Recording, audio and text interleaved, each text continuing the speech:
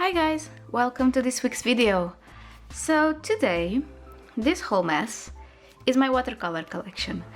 And no one really asked for this, but I thought it would be fun to just show you what watercolors I have, which ones I don't have no longer with me that I've just passed on.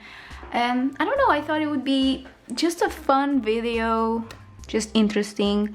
Hopefully, let's see. So let's get started with the video. Thank you for clicking on this and let's get started.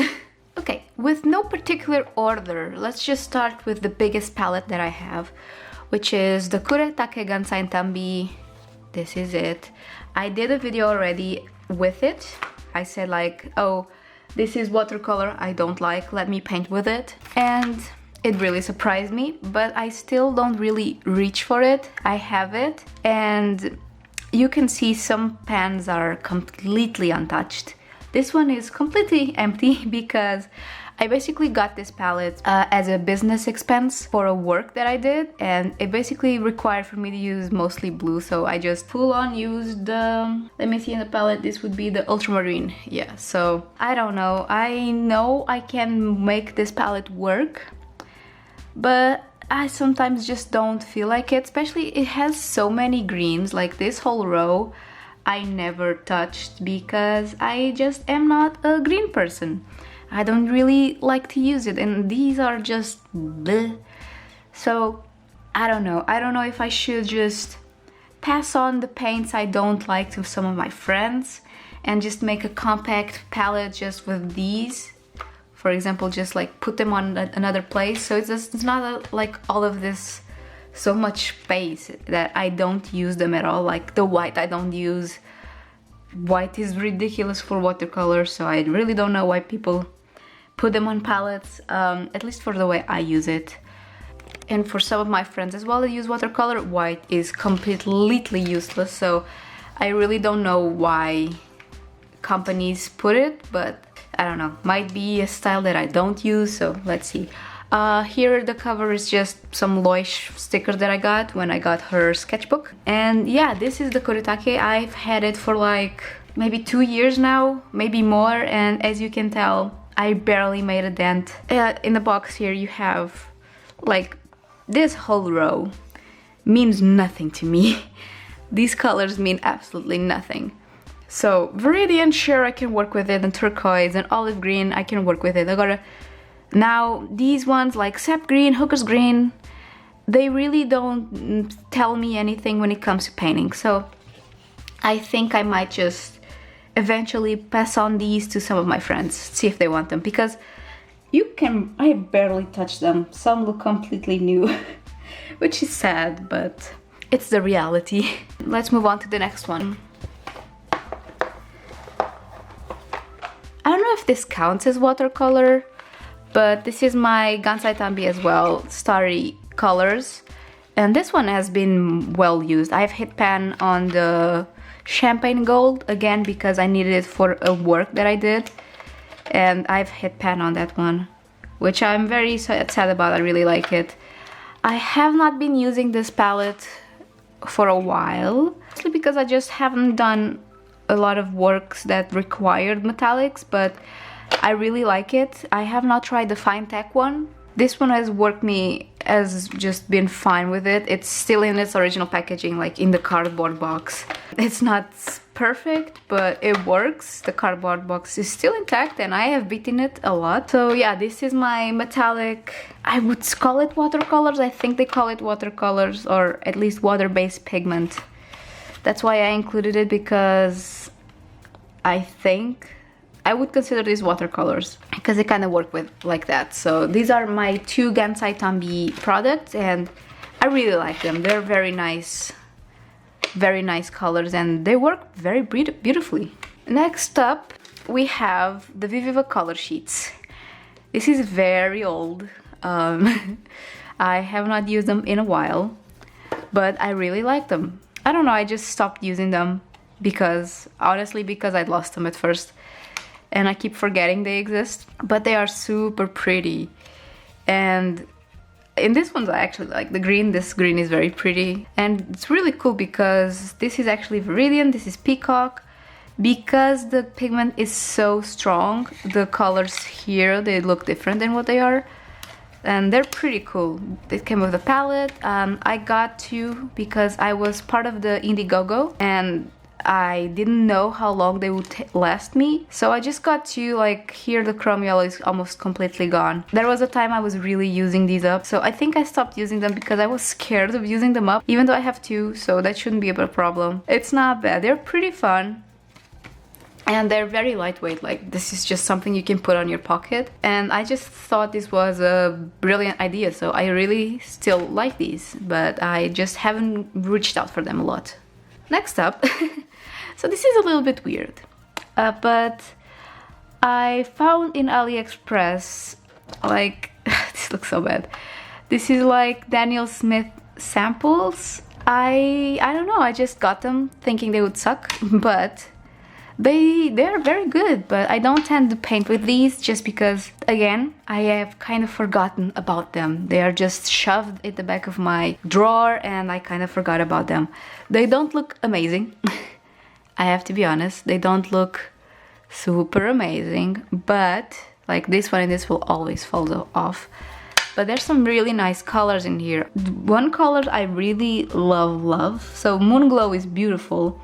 There's a Quinacridone Violet as well, and I think this is Imperial Purple. I really like these three. They're very beautiful. The greens aren't bad, I have to say. The greens aren't terrible, but I don't like the phthalo green. It doesn't say anything to me. I do like Daniel Smith, and I do have a dot in my other palette of a color of Daniel Smith that my friend gifted me. So I don't know if I would eventually move on to Daniel Smith, just because it's so darn expensive. I don't know if I would commit to a full palette or full just collection of Daniel Smith. I have this, and honestly I have not reached for it, so I don't know. Maybe I'll just do a video. So yeah, maybe I'll just do a couple of videos where I just use every single palette that I have. Mostly to just give it some love, because I feel bad. This wasn't expensive per se, this is just samples. I don't know, it feels sad for it to be just forgotten, so maybe I'll do that.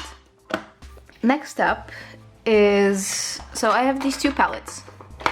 They look exactly the same. I know that from the stickers, so I'm just gonna put this all the way. This is my Arteza palette, my 12 HalfPan palette. So I have a little swatch card here as well. And these are okay. They're not amazing. They are very dull in color, like, I'll compare in a sec. But they're very dull and they're very dry. I wouldn't call them chalky.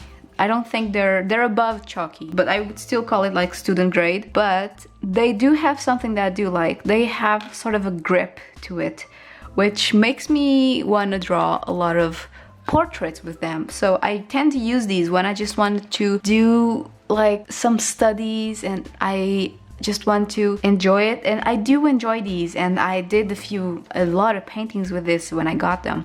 Arteza sent me this one, along with a few products. Arteza has been kind to send me a few things in the past, and I do enjoy them. It was my first brand deal, so it was very fun to work with them, and they're super nice. I don't reach for it as much because they do lack vibrancy. I don't know, they are fun. There is a combination that I love. I don't have it in my sketchbook anymore, but I did a drawing that it had a mixture of an orange and a blue, and I really liked how those colors look. So I still like this one and I would not get rid of it. So I am still quite happy to have this with me. Next to it is my beautiful, you already know this one, my beautiful Sennelier colors. And right off the bat, just looking at them, this is not a comparison, but you can just look the dullness compared to the fresh. It's never completely matte, these colors, so Senellier, and this one's always matte, so it's just a difference that I see. The dot that I was talking is this one. It's the green yellow of Daniel Smith, and in my palette I actually have two repeated colors because they're from other brands. So these colors I chose all myself. I got the Ultramarine Deep first because I ran out of that one in my Kuretake palette, so I had to get some to replace it. So I tried Senellier and I absolutely loved it. So that's where this whole palette began, with Ultramarine. And then one day I just decided to buy the basics. So I believe I bought the yellow first, the scarlet. So here I can tell you which colors I got first. Okay, so these were the first colors that I got. I got the primary yellow, yeah, it was the scarlet lacquer, the rose madder lake, the cobalt violet deep hue, the burnt sienna, and the Pans gray. And then I had the old French ultramarine. So I basically got a warm yellow, a warm and cool sort of red, magenta, and then I got just the purple that I liked. I got the skin tone color and the Pans gray because I had actually never had a Pans gray and I've heard amazing things about it. After I got this, I waited a few days and I really just played with it. I had lots of fun. And then I decided to get 3 more colors. So a quinacridone gold, a cool yellow, a warm like phthalo blue, and then this turquoise because it was just absolutely gorgeous. And I still had some room, so I just asked you guys about some colors that you wanted to see, and I got these 3, which I actually love seeing together, and I've been meaning to do a painting with just these 3 colors because I don't know, I think they look so beautiful together. So I got magenta permanent, alizarin crimson, and brown green, and this was then my complete palette. And then I have the dot, and this is, I believe it's permanent magenta as well, or quinacridone magenta from White Nights. I got this in Porto while I was there with my friend, and it's just so nice as well. It's almost the exact same color, but it was nice to have a different brand that I'd never tried, and I really reach out for these colors. So I really do enjoy this ink. This paint as well, and I'm covered in it. Great.